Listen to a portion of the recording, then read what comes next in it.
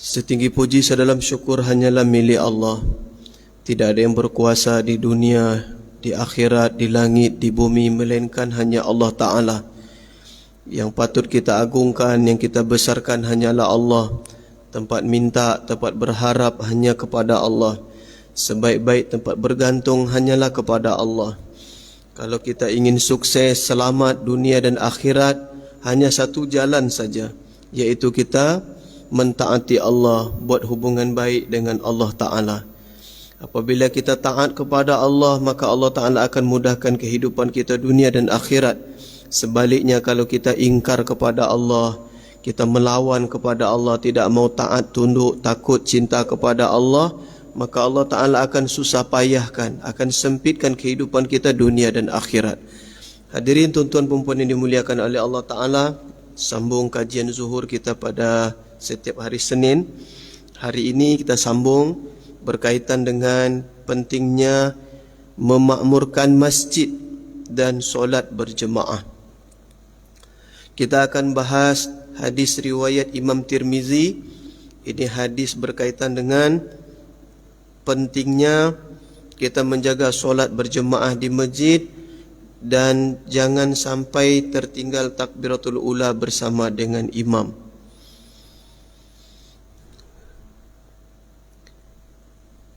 An Anas bin Malik radhiyallahu ta'ala anhu qala Rasulullah sallallahu alaihi wasallam.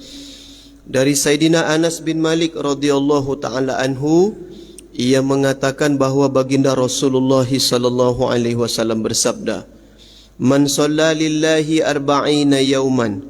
Barang siapa yang solat berjemaah karena Allah Ta'ala selama 40 hari, fi jama'atin, dengan cara berjemaah, yudriku takbiratul ula, tanpa tertinggal takbiratul ula bersama dengan imam.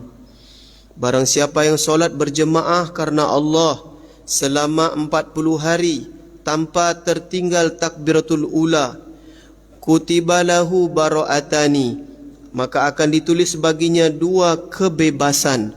Bara'atum minan nar, kebebasan dari azab neraka, wa bara'atum minan nifaq, dan bebas dari sifat munafik. Hadirin tuan-tuan perempuan yang dimuliakan oleh Allah Ta'ala, Nabi SAW, junjungan kita, pemimpin kita, telah mengarahkan kita, telah menasihati kita supaya kita menjaga solat 5 waktu secara berjemaah selama 40 hari tanpa tertinggal takbiratul ula bersama dengan imam. Imam depan angkat takbir, kita di belakang sudah berdiri dalam saf solat berjemaah dan kita ikut angkat takbir. Kita tidak masbuk selama berapa lama? 40 hari. Apabila kita jaga istiqomah selama 40 hari tanpa tertinggal solat berjemaah, tanpa tertinggal takbiratul ula, Rasulullah sallallahu alaihi wasallam menjanjikan 2 kebebasan, yaitu bebas dari azab api neraka. Kita semua tidak akan sanggup, kita semua pasti tidak akan sanggup menahan azab dalam neraka. Seringan-ringan azab, kata ulama, dipakaikan sendal dari api neraka, ubun-ubun di kepala ini mendidih. Balik ke rumah, kita hidupkan kompor, duduk jongkok agak 5 minit di atas api kompor, kita pun tak sanggup. Bahkan mematikan puntung rokok di telapak tangan pun kita tak sanggup menahan panasnya. Apatah lagi kalau kita dihumban, dicampak dalam api neraka. Walaupun memang kita akan keluar dari neraka setelah, khusus untuk orang Islam yang melakukan dosa, setelah dicuci bersih dosanya, dia akan dikeluarkan di neraka. Tapi siapa yang akan sanggup menahan penderitaan azab ketika kita dimasukkan ke dalam neraka, na'udzubillah. Tetapi ada amalan yang diajarkan oleh Nabi SAW, yaitu kita jaga bersungguh-sungguh solat berjemaah. Kalaulah hari ini umat Islam sungguh-sungguh menjaga solat 5 waktu berjemaah, tidak tertinggal takbiratul ula bersama dengan imam, 5 waktu kita berjemaah ke masjid, subuh berjemaah ke masjid, Sebelum azan berkumandang, kita sudah berada dalam masjid. Sebelum azan, kita sudah sempat dulu solat sunat tahiyatul masjid, baca Quran, berzikir, berdoa. Maka Masya Allah, hadirin tuan-tuan yang dimuliakan oleh Allah Ta'ala, satu, kita akan dapat kebebasan dari azab neraka. Yang kedua apa? Wa bara'atum minan nifaq, bebas dari sifat munafik. Hari ini kita sebagai rakyat, kita tidak mau dipimpin oleh orang-orang munafik. Kita tidak mau anggota dewan kita munafik. Kita tidak mau pejabat-pejabat di dinas-dinas orang-orang munafik. Kita tidak mau pegawai munafik. Kita tidak mau RW, RT, lurah, camat orang-orang munafik. Kita tidak mau pengurus masjid munafik. Dosen tidak mau punya mahasiswa munafik. Mahasiswa tak ingin punya dosen yang munafik. Semua kita tak mau ada orang munafik. Tapi pertanyaannya adalah, sudah sejauh manakah kita bersungguh-sungguh menjaga solat berjemaah supaya Allah Ta'ala membersihkan diri kita dari sifat-sifat munafik. Kalau di psikologi namanya treatment, kalau di ilmu kesehatan namanya terapi. Ada jenis terapi yang bisa menjadi sebab kita sembuh dari penyakit munafik, sifat munafik. Apa nama treatmentnya? Apa nama terapinya? Terapi solat berjemaah selama 40 hari tanpa tertinggal takbiratul ula.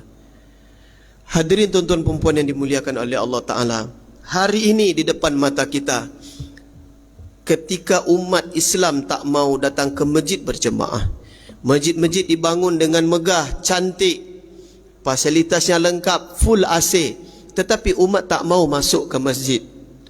Hari ini ketika umat tak mau ke masjid, tak mau memakmurkan masjid, tak mau berjemaah ke masjid, bagaimana mungkin akan hilang sifat-sifat munafik dari masyarakat kita? Kalaulah hari ini kita tak bersungguh-sungguh menjaga solat berjemaah, maka jangan heran banyak pengkhianatan, banyak kedustaan, banyak ingkar janji, banyak orang-orang yang cakapnya tak bisa dipegang. Apa sebab? Karena memang mereka jenis orang yang tidak menjaga solat berjemaah. Untuk menghilangkan sifat-sifat munafik, untuk kita terlepas, bebas dari azab neraka, maka Rasulullah sallallahu alaihi wasallam telah mengarahkan kita supaya jangan sampai tertinggal takbiratul ula, solat berjemaah di masjid.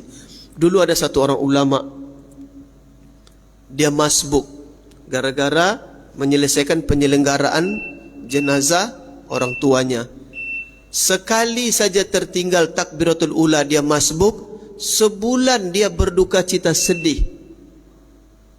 Hari ini kita meninggalkan bukan masbuk, tidak ke masjid pun kita tak ada rasa sedih. Bahkan meninggalkan solat pun tak ada rasa sedih. Hari ini terjadi di tengah umat. Bagaimana mungkin hari ini rahmat Allah, keberkahan akan Allah Ta'ala keluarkan dari langit, diturunkan dari langit, dikeluarkan dari bumi. Kalaulah hari ini depan mata kita umat Islam sudah tidak merasa apa-apa meninggalkan solat, tidak ada rasa sedih kalau tidak berjemaah ke masjid, maka melalui mimbar zuhur ini saya mengajak, mengingatkan diri saya dan kita semua, sama-samalah kita jaga. Dan sebaiknya pemerintah buat program 40 hari ini, program memakmurkan masjid melalui 40 hari berjemaah ke masjid. Buat program, buat kegiatan yang akan menjadi sebab umat mau berbondong-bondong datang ke masjid. Pasar sudah ramai, mall sudah ramai, tempat-tempat hiburan sudah ramai. Sekarang bagaimana kita memikirkan masjid-masjid kita dapat diramaikan supaya kehidupan kita ini diberkahi oleh Allah Ta'ala. Dunia kita selamat, akhirat kita pun selamat. Semoga Allah Ta'ala beri taufik saya menyampaikan dapat amal, tuan-tuan yang mendengarkan dapat amal dan sampaikan insya-Allah. Subhanallah bihamdihi, subhanakallahumma rabbana bihamdika, nashhadu an la ilaha illa anta nastaghfiruka wa natubu ilaik. Wassalamualaikum warahmatullahi taala wabarakatuh.